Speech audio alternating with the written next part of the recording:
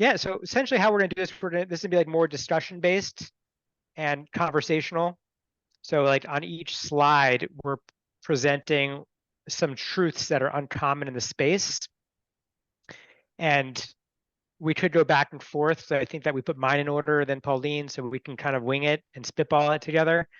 Um, I'll start. So one of the things that I'm seeing in the space is, first of all, everyone and their mother and their grandmother is shouting from the rooftops at their AI.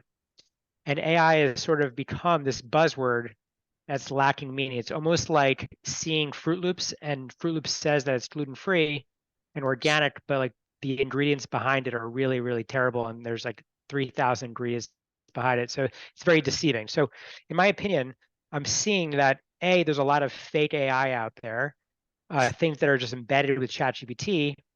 And then secondly, a lot of people are saying that they're real AI, but they're just a bunch of spreadsheets and rules in the background. So I'm seeing that happen in the space, but I do think that if you're actually in the e-com space, and someone just mentioned that we're sort of not stressed at all being in the industry, I think one thing that's helping our industry tremendously is the fact that AI puts us ahead of everybody else. And what I mean by that is that you can use AI to accelerate your progress across all fronts. And I'm feeling that in my own personal life and in my business life, that I'm using AI to get ahead of my competition and to do more with the time that I have. Pauline, are you also I using AI? Talk me through what you're up to. Yeah, you have to use these tools because while everything else is moving so fast, to stay ahead, I like that you mentioned personally as well as professionally, but certainly professionally, if everyone else are using these tools, that's helping them to multiply manpower to get them started faster, to give them better ideas, just to kind of like give themselves a boost, a power up. You got to be using it. I know that at Finale, we use AI in several different ways across our various departments.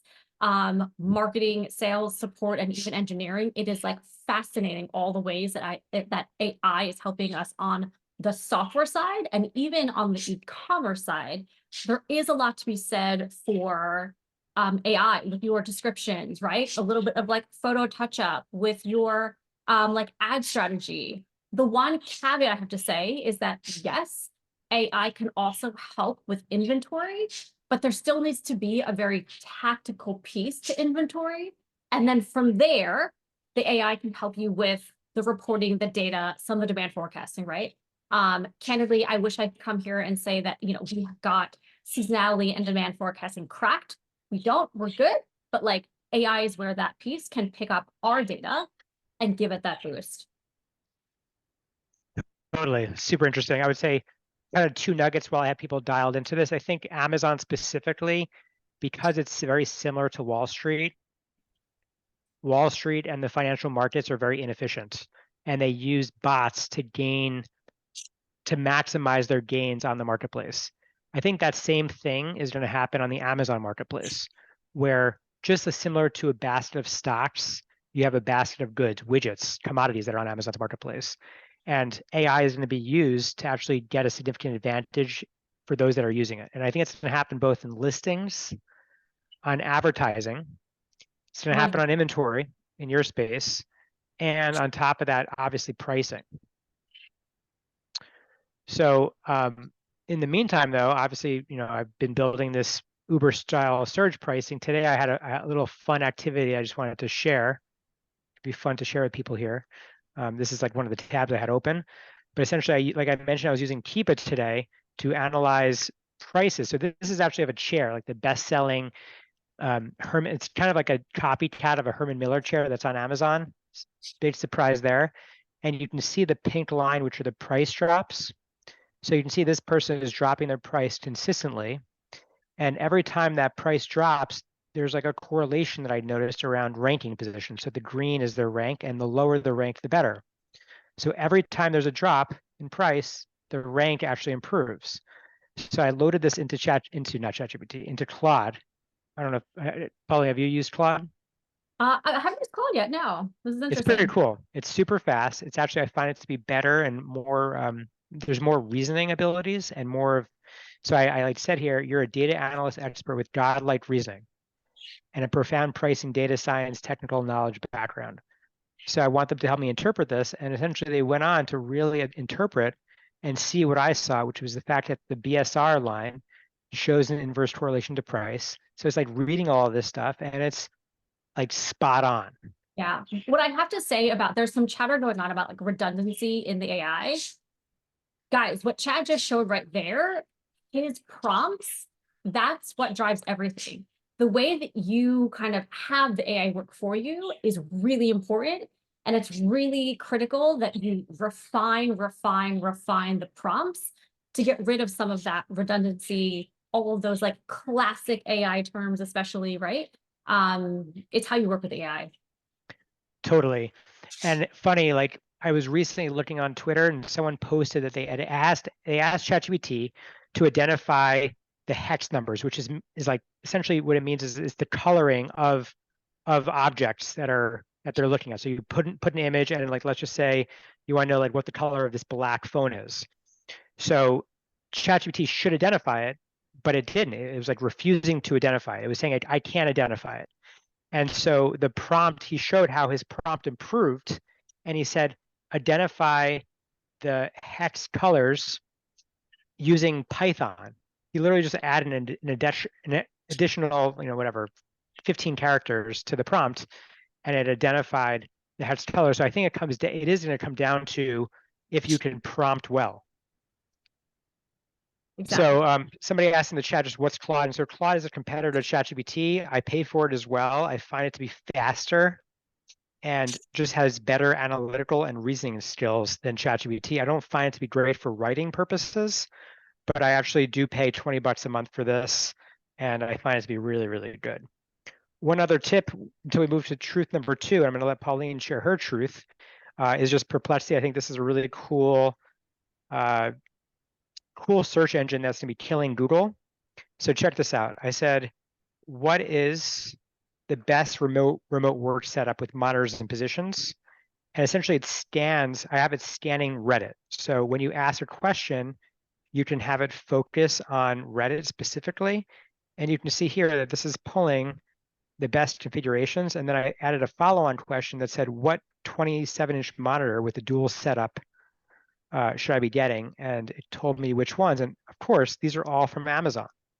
So I think this is an interesting idea around making sure that your brand is being promoted on Reddit, because Reddit has an open forums for search engines to go scrape those forums. And this is really how I do most of my product research these days. So I find that to be pretty cool. Sorry, this is not like having you spew some other thoughts and ideas, but being relevant in search now means AI. It's not just the Amazon search engine. It's not just the Google search engine. It's the AI engine specifically too. And making sure that you come up exactly like that, what Chad showed, is becoming a newer thing, right? What, 4 or 5 years ago, it was about voice. And like, yes, voice is still important. People are shopping clearly off of their Alexas, etc. But AI now it's how you show up in AI. I never shop on my Alexa. I think Alexa's voice is just trash. But that's my own personal opinion. I do use Alexa for like putting on recipe timers, but that's to the extent of it. Exactly. Let's jump. So I have a lot of truths here. I think that we have some truths for you embedded here. I'm going to just jump to it. Let's go to 7. 7. Is that the start? 7. Hey guys, all right. We're getting a little philosophical on my slides, but ignorance isn't bliss with your profitability, right? You're sitting in your office, you see the shipments going out the door, and you're like, business is good. I'm looking at my books, I have sales, but that doesn't mean that you're not leaving money on the table. And so when I say here that shipments are going out the door, I mean 2 things. I mean, one is they're going out to your customers, great. The other one I'm talking about is it's going out to Amazon and it's going out to those fulfillment centers, right? Just because they're going to Amazon, you guys are very well aware, does not mean that Amazon received everything correctly. And so in terms of profitability here, it may not be the untold truth, but like a very clear truth is that you need to stay on top of what's going on at Amazon. And it's been such a black box with where they stand, how it's been received, how many, what's the status, what's selling. what's in processing, what's in research, etc. Yes, there's Seller Center, but it's just a little convoluted, guys. I'm sure you would agree. And so having technology to be able to bring you this level of education, the data to see what's exactly where is really important, right? So even just one easy example of this, all of those refunds that you're due, what are your variances? What's different? Stay on top of that because you need that money back to pad those pockets. Nice. I'm going to drop back here to number 2, just so I can stay in order. And one thing I forgot to mention was that because those of you have joined this, I wanted to make sure that those that haven't gotten this prompt, I build libraries internally of all the different prompts that I've built, and I use them as references. So I just wanted to make sure that I give this away to people. I've built a really amazing library and a framework to analyze and create better listings and to certainly analyze reviews. I want to make sure I give that away here. And so I think that the QR code will be at the end as a bonus for people. So Kay, if you're listening, if you can just make sure that that QR code is at the end so people can get that bonus. Okay, so the next one is in the Amazon world, a lot of people focus on ACOS. So someone said, Charles Chircala, by the way, nope, I didn't get that. Do you have a solution for that? I just want to make sure, Paul, sorry, Paulie, I want to make sure you're attending to Yeah, so the it's just coming chats. back. Yeah, in terms of seeing all the information, that's what Finale is doing. So Finale has various screens that pull directly from Amazon, directly from Seller Central, so that sellers can see all of that information. What's inbound, what's quantity on hand, what's your sales velocity, how it's been received, processed, again, researched, anything like that, all in one screen. And from there, we actually have, I believe, a report that can then help with those refunds and the variances. Got it. Cool. So this is my truth number 2, and I think this is interesting, is that I think a lot of Amazon sellers are part of sometimes groupthink, and that groupthink is created most of the time by Amazon. And Amazon has an amazing flywheel effect of being able to spread their ideas, for example, to agencies. And those agencies pick up those ideas and get you to spend more in PPC. And then, of course, that PPC spend inevitably helps Amazon. So it's this beautiful flywheel effect of helping each other, a symbiotic relationship. And so what I found is that traditional costs like ACOS, which is built on revenue, so it's what you spend divided by your revenue that you receive from that spend. And it's based on just a revenue embedded metric. And it doesn't capture all the costs associated with servicing the customer and delivering that product to the customer. And essentially what it does, it actually distorts profitability quite a bit. And so people take ACOS or even tacos or ROAS as the gospel metrics. And I'm just going to quickly just drop another tab I had here on my screen today, which is just this table. And if you look at this table, you'll see that a seller can be under their ACOS goal and still be losing money. And if you look at the tacos goal, let's just say you're under your tacos goal, 5%, or you're at 7%, for example, or you're very close to your tacos goal of almost 12%, and you're still losing money. Yet your ROAS looks amazing, right? Your ACOS also looks amazing. You're very close to your target ACOS. And so the idea here is that you want to make sure as a business that you're essentially focusing your metrics on the thing that matters. And the only thing that matters is profitability, especially in this environment. And so I've been transitioning internally to this metric that I think is more substantial, which is a profit on ad spend metric.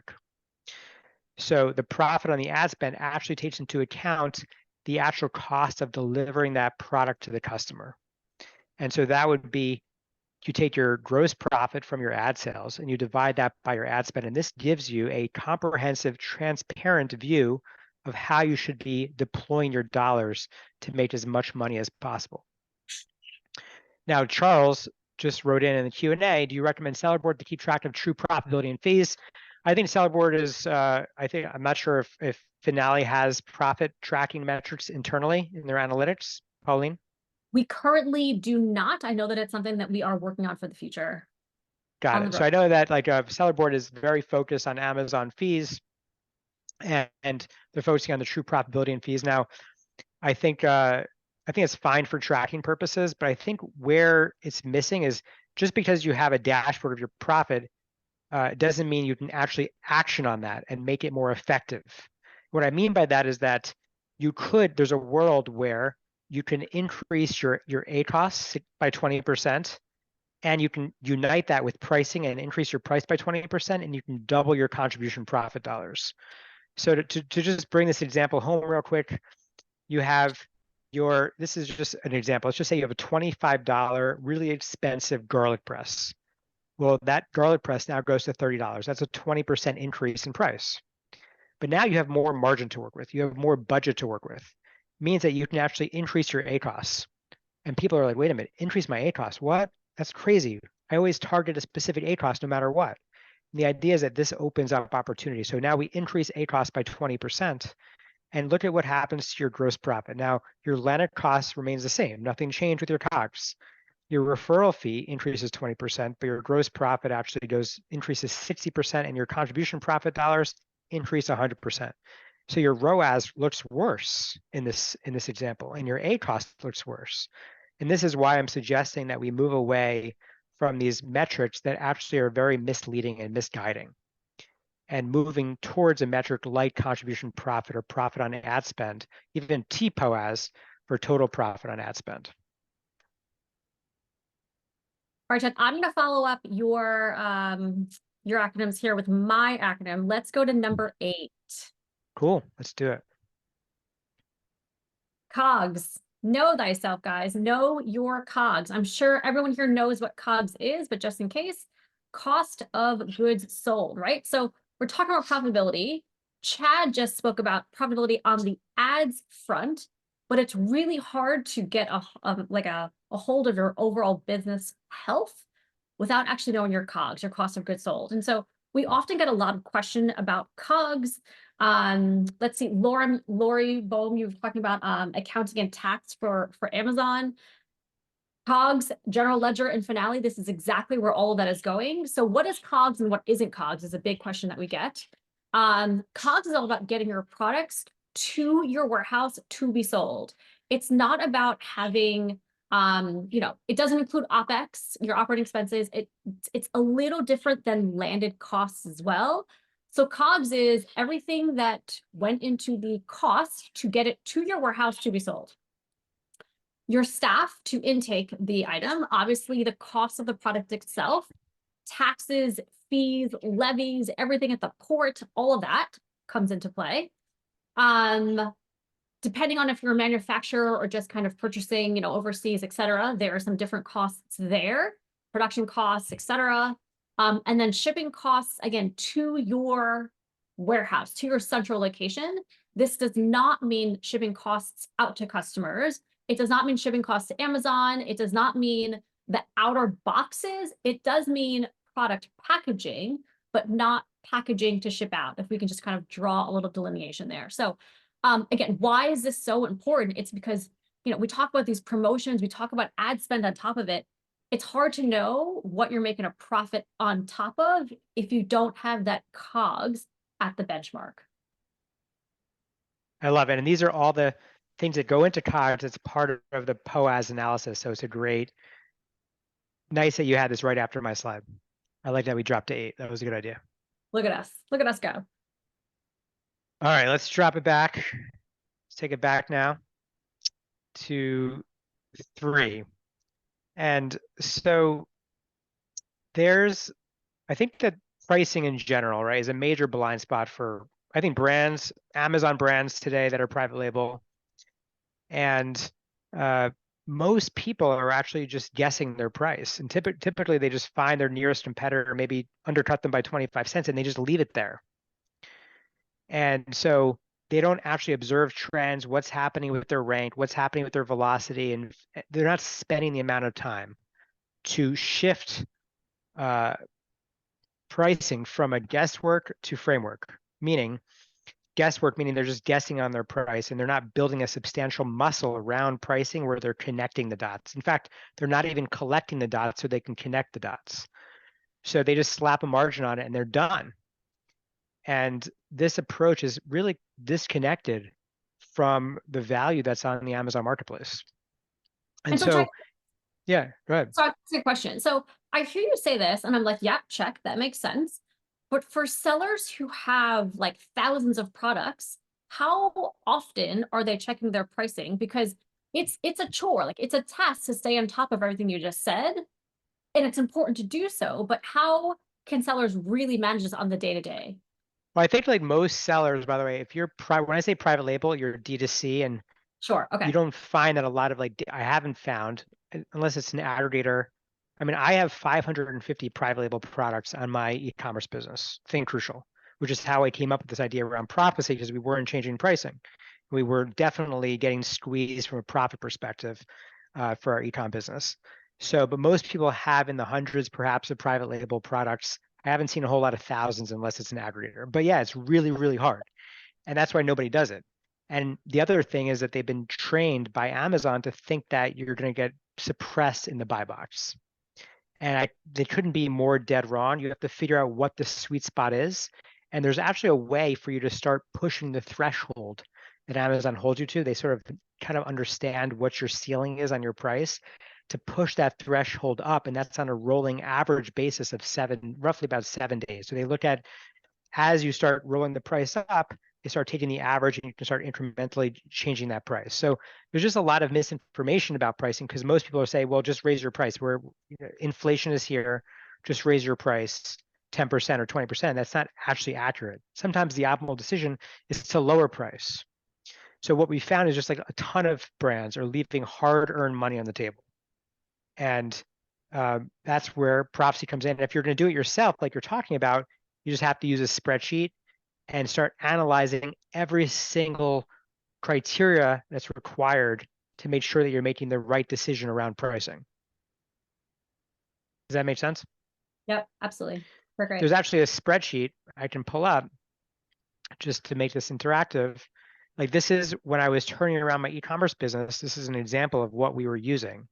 So every day I would go and find out what the BSR is, what happened the previous year, units sold, what happened, what was the previous price, the revenue, the ad spend, the ACoS, the COGS, everything, and conversion rate and sessions.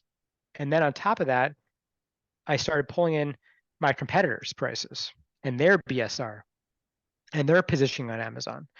And so you have to analyze all these different signals to find what's happening and what is the optimal decision as you're actually making these iterative changes.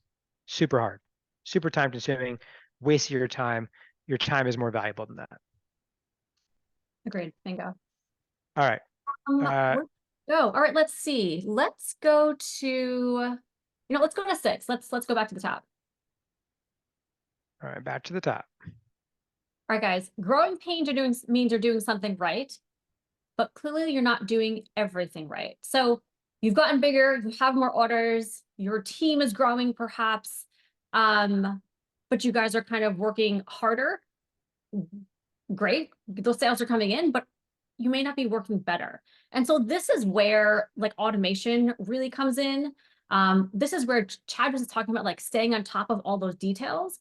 Before, if you slip a couple here and there, right, not a big deal. But as your business grows, every error just gets more and more impactful and can really start to hurt the business. And so what this really is talking about is how you can scale your business. So you got to $1 million. Great. That was really hard, right? Getting to 2 is going to be even harder. Yes, eventually economies of scale come in, but to really accelerate to 5, 20, 30, $40 million business, it's really where you need that support. So we've talked about the AI piece from Chad before, all these automations. Let's just even take getting the orders out the door. You're getting 50, 100 orders at the door, but now you're getting thousands of orders out the door on a weekly, on a monthly basis, what have you. And so being able to power up your team. We talked about that before too, right? Give them the tools they need to do things faster and more accurately. The accurate piece goes a really long way. Right? We want to get the right orders out, we want to get the reviews coming in, and we want to get the customers coming back. One of the things that I, just to piggyback on this thought, is that I think about efficiency a lot. And in the software world, there's this metric to understand efficiency, which is revenue per employee. Because like most people won't give you profit numbers, and a lot of these software companies are not profitable. So they use this metric of revenue per employee to understand, are you really shaking what your mama gave you? Like, are you really bringing to the table, is your team making an impact that you can see from the moon? And I think this is a really important question to be asking yourself. Yeah, yeah. And you talk about revenue per employee. We also, on the warehouse operations side, a lot of sellers are concerned about like picks per person, right? Orders pushed per person, things like that. And that's where, if you don't, again, my slides talk about like ignorance isn't bliss. If you don't know what your pick rate is, then how do you optimize it? If you don't know how many, orders or, return rates, et cetera, how do you optimize it? So it's kind of this whole story that we're presenting on ignorance isn't bliss. You need to know the data. And once you have the data, you have to just keep pushing yourself, keep pushing your team to get better and better at those numbers. Yeah, I think that's a great idea. Great point about measuring picks. And one of the things I used to do when I had my own warehouse was we used to incentivize. We like knew what the pick rate was, the average one, and then if whoever won at the end of the week would get some sort of prize, right? So we would make sure that we're incentivizing the behavior that we want to achieve, which is we want those warehouse employees to keep moving and to move as quickly as they possibly can to get every order out. Exactly, exactly. So we see sellers who come in and they do a lot of things manually, between, order intake, putaways, picking, packing, shipping out, fulfillment, everything. And then eventually we kind of upgrade their business to use barcoding, because that's really where sellers can get the most impact, is by tracking all the data through the barcoding. And beyond that, even it's better for training. So your team is growing, have everyone do things exactly the same way through the barcode scanner. Cool. And does Finale have a barcode scanner integrated? We do have barcoding integrated. That's right. So we can like help Nice. out your warehouse. Our team does something where they will actually go to your location. They can train your team. They can set things up in your warehouse, let you know about your sub locations, put all your barcode label printed out on your warehouse shelves, create the walk paths, set them up, vertically, everything. Cool. So for sure.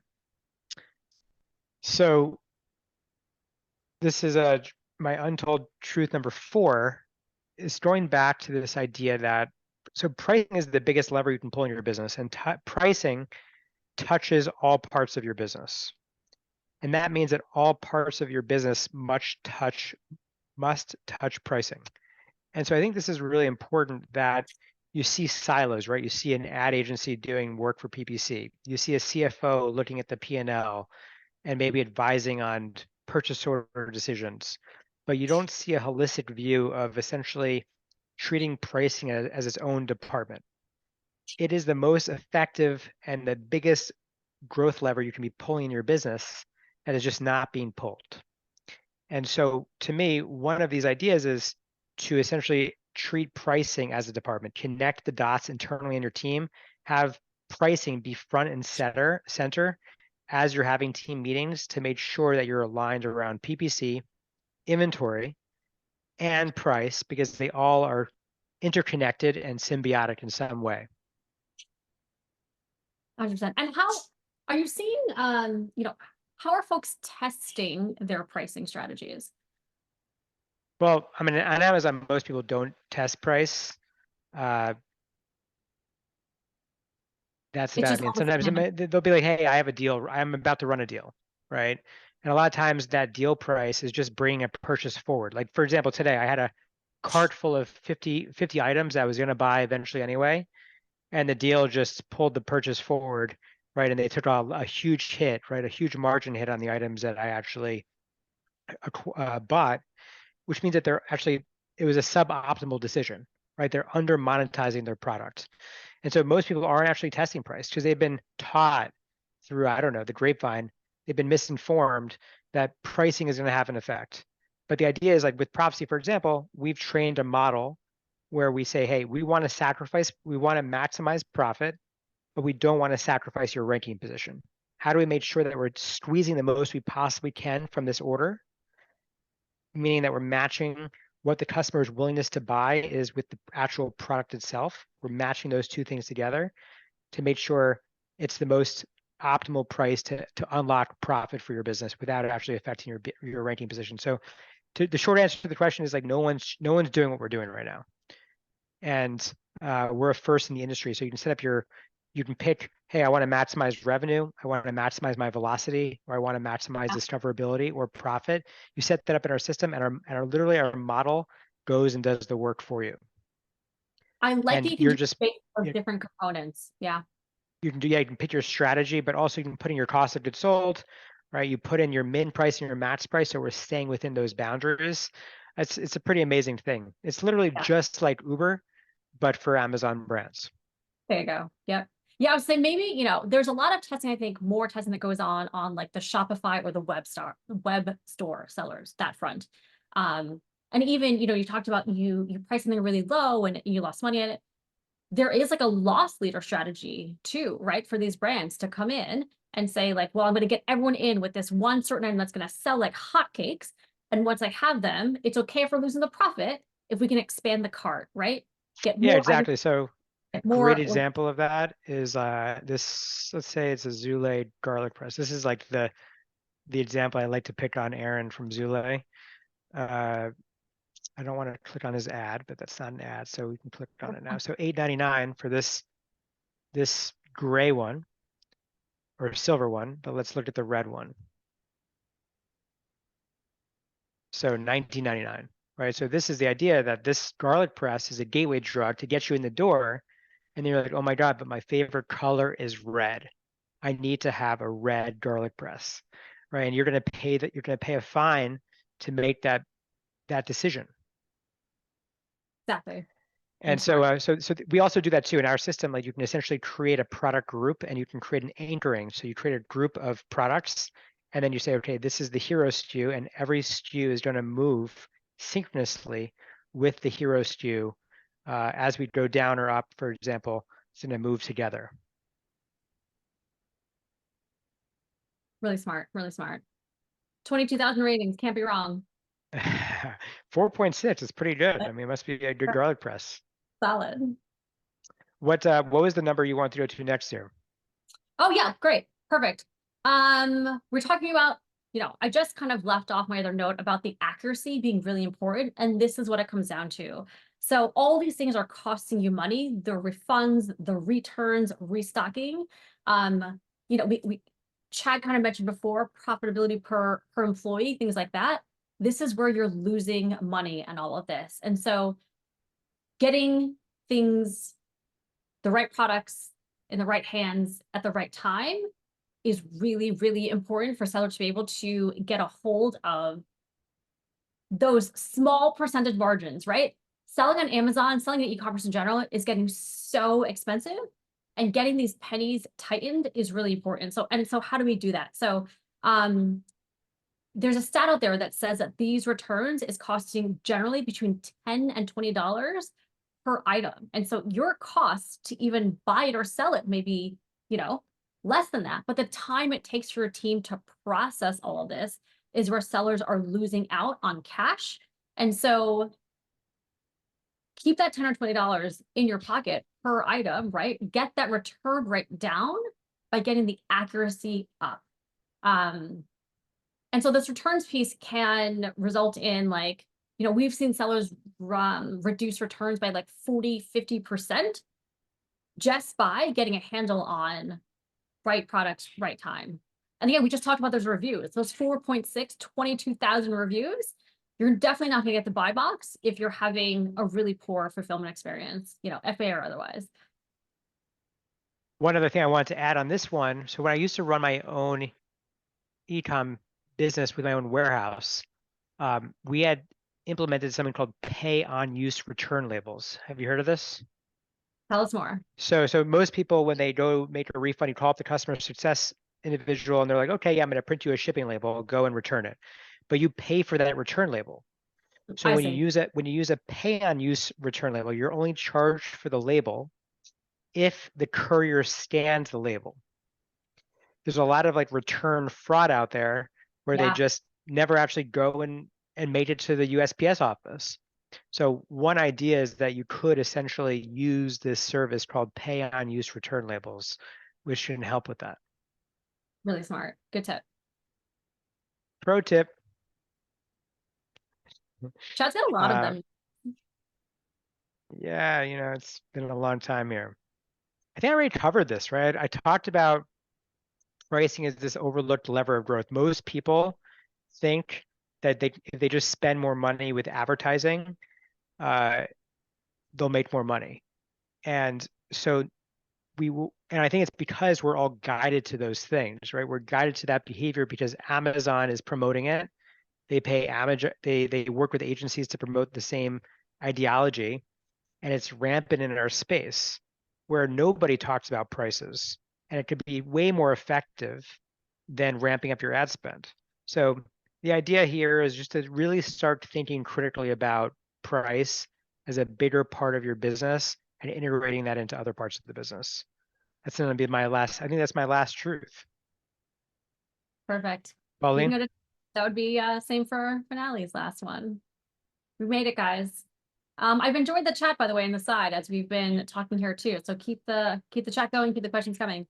I hope you guys appreciate my little play on words here. Demand reliable forecasting. So we all know about demand forecasting. There's no crystal ball, but how can we help sellers to avoid those high turnover rates, get rid of stockouts, things like that? Like Chad said before, the biggest item on the ledger is all about inventory, right? It's that is where all your costs are coming from. And so helping sellers to have lean inventory practices is really key because you want to be able to adapt. You want to be resilient when market trends change, when something happens, when your supplier, is late, and you have to refigure things around and get a new supplier in, and costs are going to be higher.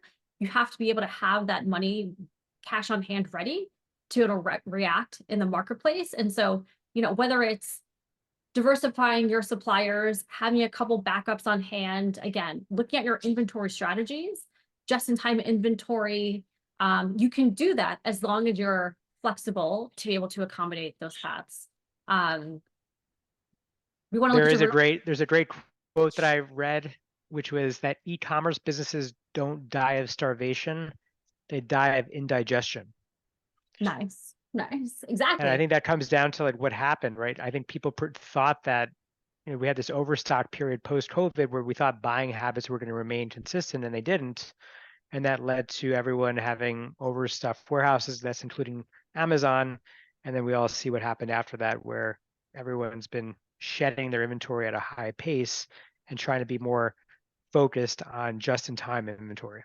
Yeah, exactly. And then even bring it back to this a little bit for profitability, like your carrying costs, right? Understand those carrying costs. What is its impact on your company, and can you get that down? Can you get your suppliers down? Can you get your shipping fees down? These are all ways to help get the cost down. But in terms of forecasting, it's really what do you need? What don't you need?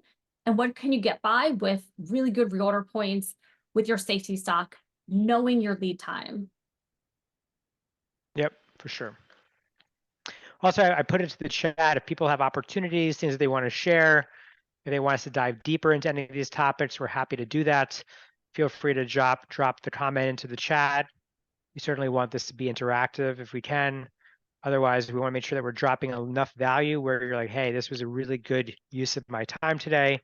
We want to be respectful of your time, and just wanted to put that out there. So a few things here is like I wanted to make sure that we give out an offer, and my offer was this 50% discount for an entire year of Profasee. You can use, it's like, I don't know if I see the actual QR code. That looks like a mistake, but essentially you can email me at chat@profasee.com. That's CHAD@profasee.com. If you have a question about something I mentioned today, or if you want to just reach out, or if you need some sort of support in the space, feel free to hit me up. Certainly, if you are interested in Profasee to make you more money, we have a Profasee guarantee, which is we guarantee 3 times your ROI that we're going to deliver or your money back. That's chad@profasee.com, and just put into the subject line finale, and we'll make that happen. Pauline? Yeah, cheers. Thanks. Similarly, we have an offer for y'all. So get 15% off your first 3 months with Finale. Through for a couple more months, you can, when you speak to the Finale team member, you guys, we are a US-based company. Everyone you speak to, is from the States. We can help you out. We've got really great service support experts who know about selling on Amazon, selling on Shopify, how to handle a whole multi-channel business. So mention Profasee 24. And even if you just want to check out what I was talking about before with all the like reporting dashboards and FBA statuses, just hop on a call, ask to see it. The team would be happy to show it to you. And then, yeah, connect with me on LinkedIn, Pauline Shu at LinkedIn. Oh, yes, the ChatGPT. Yes. So like, I didn't see that QR code. So if anybody wants the ChatGPT prompt collection, you stay to the end, just as you did. Just shoot me an email, chat@profasee.com, and I'll make sure I get that to you right away. So just send me a one-liner saying GPT prompt arsenal, and I'll make sure I get that to you, chat@profasee.com. Pauline, I want to thank you for your time. Thank you so much for being an amazing co-host with me and putting all these together and working with me to make this happen. It's a great time. Thanks for having me. I love the conversation with you and everyone in the chat. That was great. Thanks, everybody. Thanks for Bye. joining. Until next time.